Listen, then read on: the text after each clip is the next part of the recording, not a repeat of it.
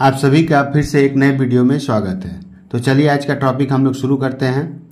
तो आज का टॉपिक हमारा है परिमेय संख्या यानी रेशनल नंबर। रेशनल नंबर किसे कहते हैं, सबसे पहले हम लोग इसको जानेंगे।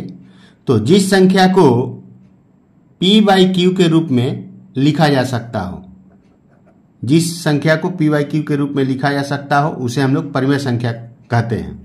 तो अब प्रश्न ये है कि p और q क्या है। तो p का वैल्यू क्या होना चाहिए? p का वैल्यू जो है वो क्या हो सकता है? 0 हो सकता है, 1 हो सकता है, ठीक है। इस तरीके से ये कंटिन्यू चलेगा। इसी तरह से और क्या हो सकता है? ये तो पॉजिटिव में लिए हम लोग, 0 लिए, 1 लिए, इस तरह से। इसके बाद क्या ले सकते हैं हम लोग? -1, -2 यानी negative integer, positive integer, negative integer including 0। और सेकंड कंडीशन में q का वैल्यू क्या होना चाहिए? तो q भी इसी तरह से हम लोग लेंगे। q इक्वल्स टू क्या होना चाहिए? 1, 2, इस तरह से कंटिन्यू चलेगा, अप टू इन्फिनिटी तक जाएंगे हम लोग। और इसी तरह से नेगेटिव इंटीजर, जैसे पॉजिटिव इंटीजर हुआ और इसी तरह से यहाँ पर क्या लेंगे हम लोग? Negative integer. तो ये हमारा क्या हो जाएगा? इस तरीके से नेगेटिव इंटीजर होगा। तो p और q में क्या डिफरेंस हुआ?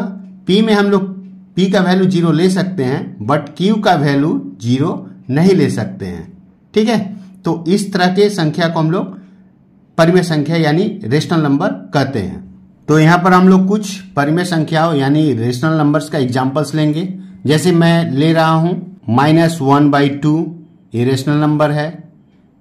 हमने ले लिया 3/-2, ये रेशनल नंबर है, ठीक है। इसी तरह से हम लोग क्या लिख सकते हैं? 0/4, ये भी एक रेशनल नंबर है। बट हम लोग q का वैल्यू 0 नीचे नहीं ले सकते, ऐसे ले सकते हैं, रेशनल नंबर है। अब हमको ये जानना है कि कौन रेशनल नंबर नहीं है।